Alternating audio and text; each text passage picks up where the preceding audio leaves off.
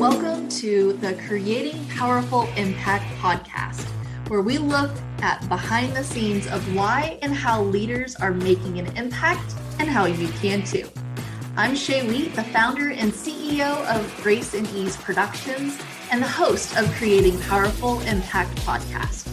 We support 6, 7, and 8-figure speakers, coaches, and expert thought leaders in creating powerful and profitable live and virtual live events. Our clients have made over $25 million in revenue, gained over 3,700 new clients, and changed the lives of over 29,000 attendees with events as few as 50 people and over 4,000 in attendance.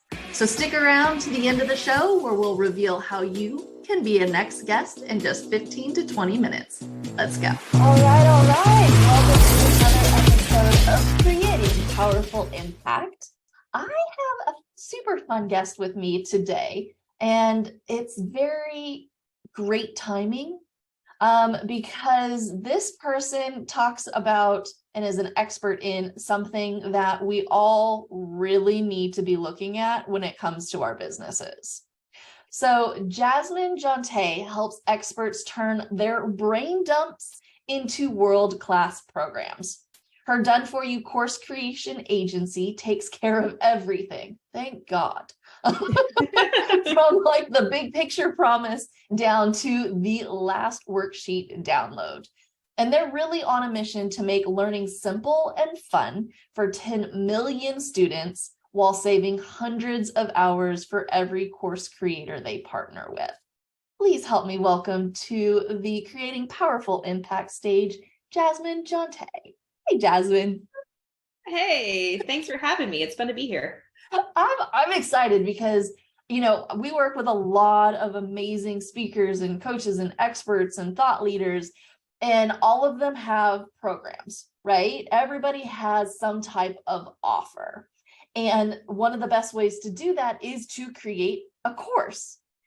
And so you guys are kind of experts in that.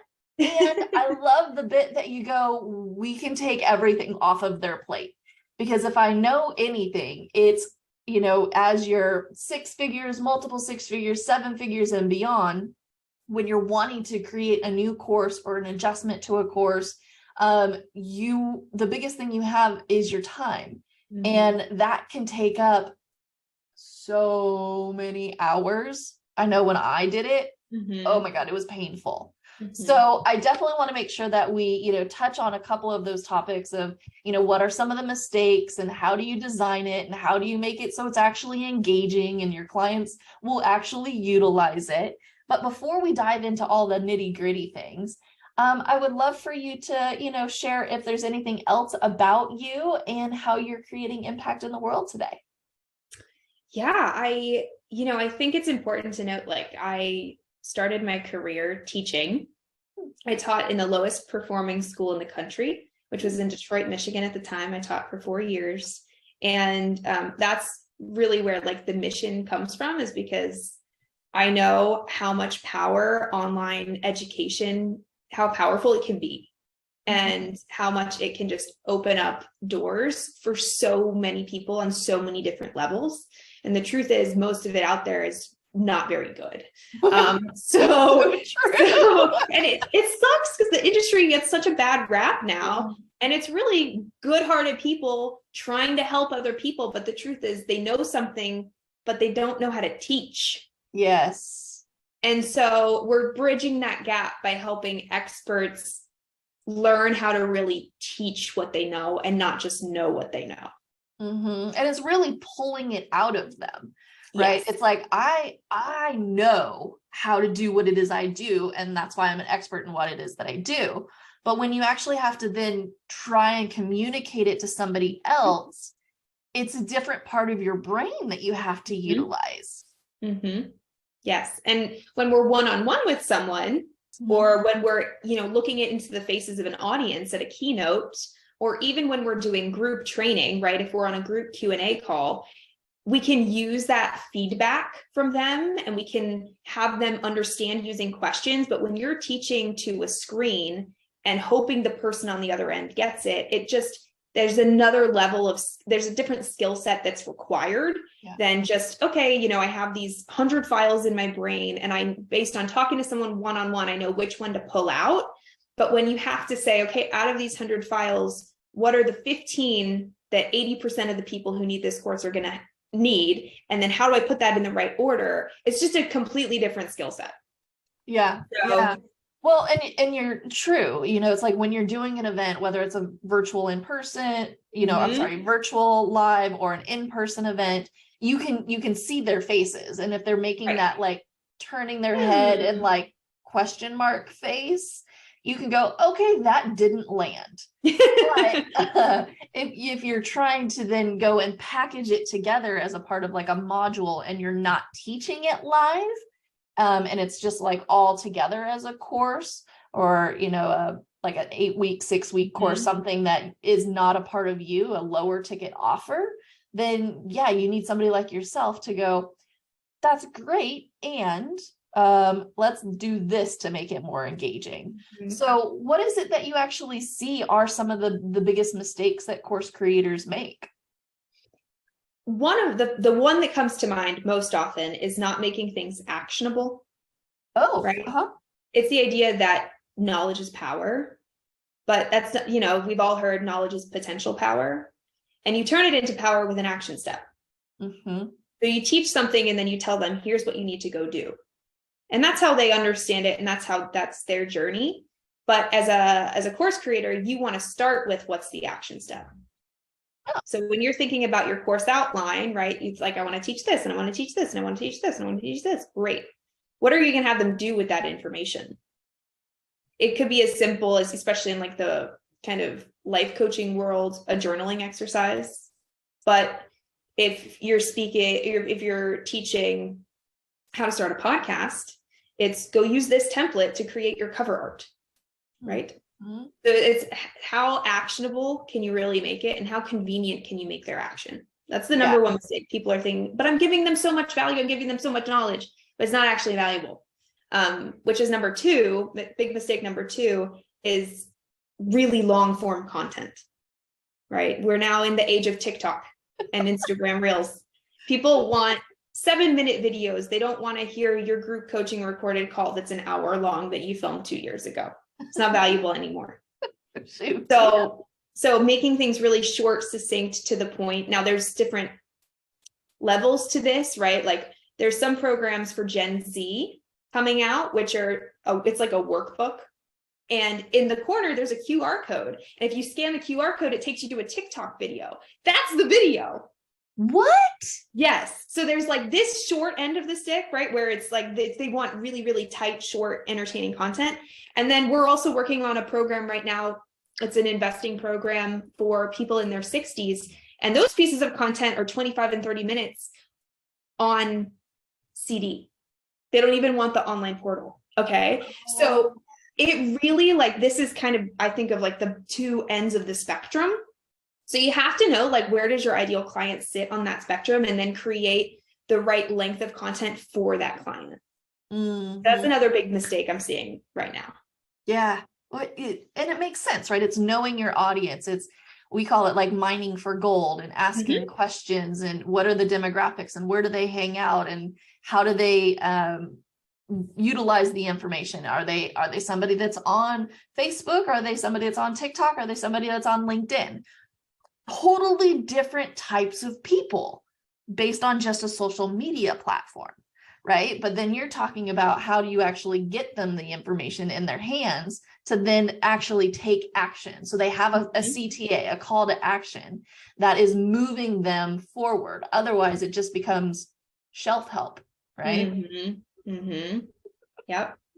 Okay, so let's dive into this a little bit more. How does this actually help grow a business? How does a program, a course creation actually help businesses grow? It's often turning what used to be one-on-one time into no time necessary, right? So it's stop trading time for money, which we've all heard a million different times. But especially we work with a lot of speakers, and they're traveling around the country, doing keynotes, creating impact. but they really get tired of it. You know, they want to have more streams of income using their knowledge and expertise without having to fly around the country and do a bunch of keynotes. Similar with one-on-one, right? Similar with one-on-one coaches and consultants, but even like professional service providers. So we work with lawyers, we work with recruiters, we've worked with accountants, we've worked with doctors, right? Like these one-on-one service providers that can create a way for someone to get results without needing their time. It's also helpful because it typically serves as a downsell, right? We all have people who come to us for one-on-one support and they're like, eesh, I can't make that number work for that high level of support. Okay, well, I have this other option where you can still get the same result. It's just going to require you to do it on your own. Especially during recession, like people are still going to be spending money, y'all. They're just going to be spending less. So give them an option to buy the downsell. So it's helpful in a couple ways. You know, you stop trading your time for money, you create a downsell for people that allows them to get a transformation. And it also just the deepening of impact, like being able to reach more people is really great for just like your motivation and your investment in your own business and your energy level. And I think that helps the business across the board, right? To have this other opportunity to create the change you want to create. Yeah. And I love that you're bringing up, it's like, you know, you can have doctors or lawyers utilize this as well. So it's like, okay, you want to, I'm going to make something totally up, but let's say you need to go and get something trademarked, or you need to have something, contracts or whatever. They could be like, well, here's a template. It's not me looking at it and putting it specifically to you and all of the things that you know, really technically should be having, but it would be something that wouldn't make you totally lose your shirt. Right. Yep. I don't know. Maybe that's not the best example. Like, no, you probably should have your contracts, but yeah, it's a great example. And that's a really good place to put what I call like a done for you add-on. So meaning they go do the most of the work, and then they pay a little extra to have you, like, let's say, review what you've come up with. Got it. So it's kind of, it creates more flexibility for people. That's really hot right now, is like do DIY or done with you with a little add-on of some sort, like done for you add-on. We've worked with immigration lawyers who like can outsource a lot of the process to getting an extraordinary visa to be able to come into the United States. Right now we're working on a custody case program. So it's he's a former judge, and he's helping men and women going through custody kind of be their own lawyer in a sense to create the evidence they need to win the custody case. Yeah. So it's like, there's nothing you can't package into a system that allows other people to get results. And it just creates so much leverage on your time for the company. Yeah. And you're able to serve more people and thus creating more impact out in the world, right? Which is something that I love. So it's like, not only are we scaling and leveraging this, you're also able to support more people. They're able to get more crazy, awesome results. Now, I would love for you to maybe touch a little bit on, how do we not have it be shelf help? How do we actually like support people in actually going through the program that we've spent so much time and energy and effort, or really just paid you to do it? But how do they actually go and utilize it and go through the whole entire program? Yeah, I think first you have to understand what's actually going to get them the results. And that only comes from working with enough people one-to-one. Yeah. Like that's one of our red flags. If someone's like, I know this thing, I've done this thing personally, and I just want to turn it straight into a course, we won't work with them, because it's like, you really have to have gone through a little bit of work to know what it takes to teach this to someone else one-on-one, which as an expert you can do. So, that's the first piece, is having a little bit of understanding there. And then once you know what gets them the results, it's making it known. Like, don't try and just get them through your whole course without telling them, here's really the points you need to hit. Let them know what's going to make them successful. We all have those moments, those like kind of not pivot moments. What's the word I'm looking for? Like light bulb moments that people need to have in order to get the result. So don't try and hide it in your stuff. Make it obvious, make it apparent. Oftentimes people talk about like course completion rates and it being a marker for success. And in some programs it is, but in a lot of programs it's not. Like there's a email marketing course I took recently. I didn't watch a single video. What I did was I went in, I took the resources she provided, and I used that to get the transformation. I'm absolutely a success story. I hope she hits me up for a testimonial, like 100%. But if you looked at my course completion, I look like a terrible student. Yeah. So rather than like making them feel like you have to get through the whole thing to be a success, let them know what are the light bulb moments you need to have and how can you hit those right away. So it's kind of like based on like learning styles, personality type of thing of how does your audience learn? And I would assume it would be like you need to probably touch on all the different types of learning styles, the ones that actually want to sit through and watch all of the videos and go through it step by step, versus a different learning style would be, give me the bullet points, give me the high level, give me, like I've done just like you in certain ones, like I just wanted the resources. That's honestly why I bought the course, not to watch everything. I just wanted the resources and it was worth it to me to just do that. Right. So it's, do you go through with your audience and go, okay, this is going to be supporting this type of person, this person, we need to bullet point it out here for the ones that just want to scan it?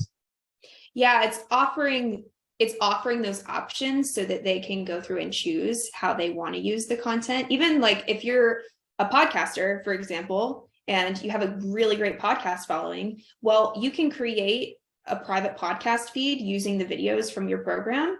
And so then if you know you have a lot of auditory learners who like to listen, when they open their podcast app, they're going to see their course from you in there and think, great, perfect. I'm already listening to podcasts, just meet them where they are. Right.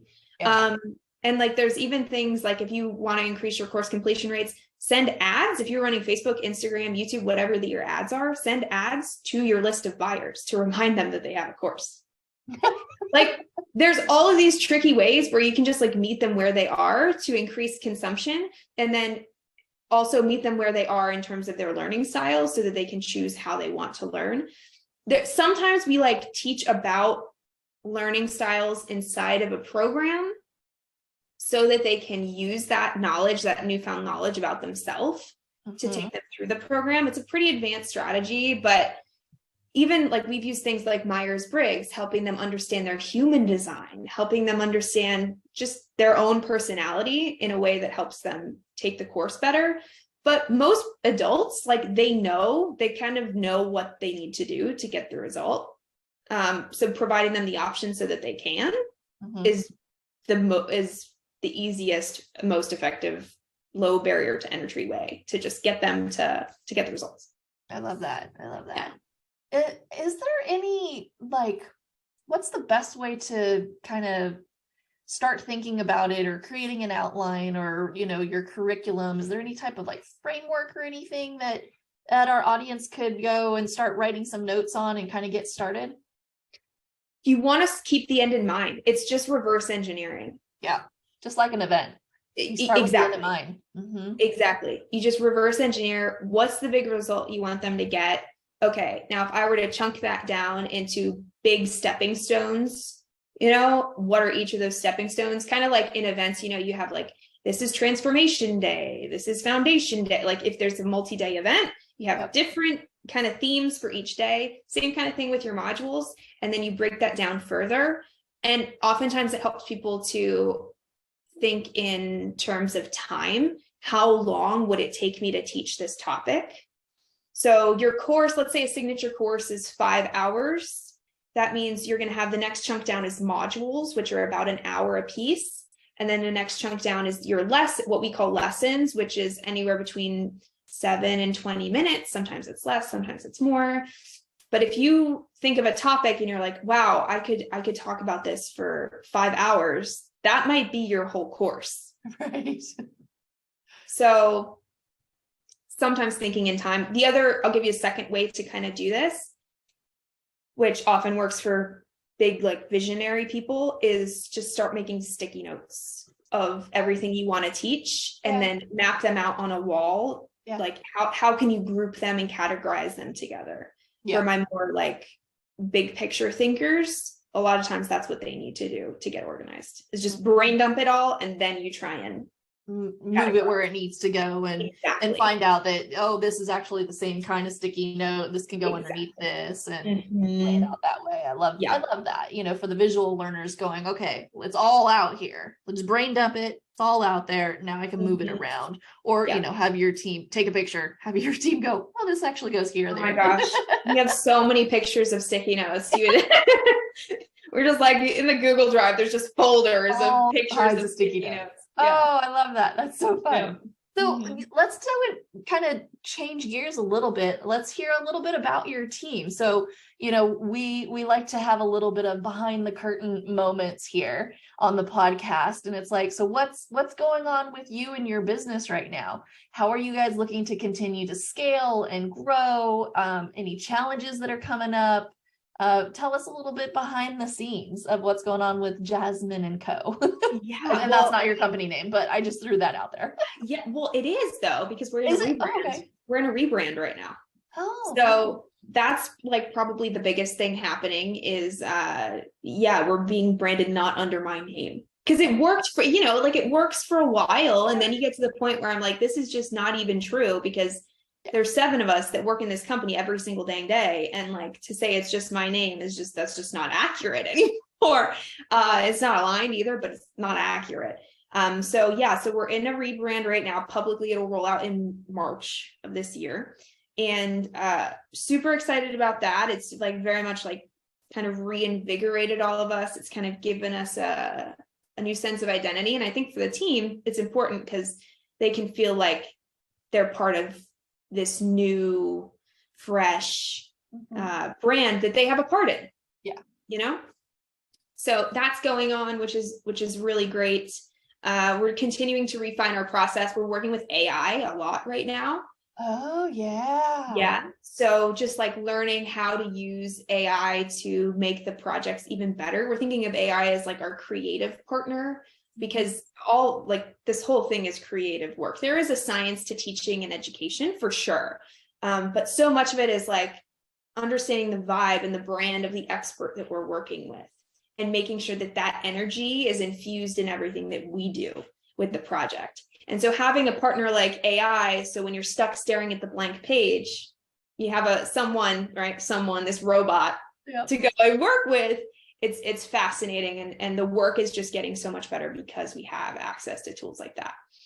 The prompts that you can ask it and how to do it in a certain learning style or what have you is better than we could be thinking about on the spot. And then you tweak and adjust it, right? And you're like, oh, well, that's not actually true, or I want to change it a little bit this way, but it's getting you started, right? Giving you those prompts to make it further better. Nothing has ever come out of an AI and we're like, that's it, 100%. It's never happened. But it kind of helps just, you know, shake things up when you're feeling stuck. So I mean, we're excited about that, and the team is great. You know, we work in pods, so there's an instructional designer, a graphic designer, and an admin on every pod. So we have a few pods working at any time on different projects, and then they get to collaborate with each other when things are like, I can't get this to sit right, you know, or I can't think of the right example to put here, or I want to innovate on this, but I'm just, you know, so they can kind of cross collaborate as well. And which is a great learning lesson, you know, within teams. If you've got pods, but then you bring them together, they're going to see it either from a 30,000 foot view that you don't see because you're in it, right? And it's you're really close to it. And that gives you that outside perspective. So I love that your group is looking the structure to be a little bit different than, you know, a typical, you know, corporate type of entity. I love that. That's great. Just kind of key takeaway for everybody who's looking to build their teams and going, Jasmine, I can't wait to have 7 team members on here, and how can I then take that to support my businesses, maybe looking at pods. So thanks for that. I love that little extra bit.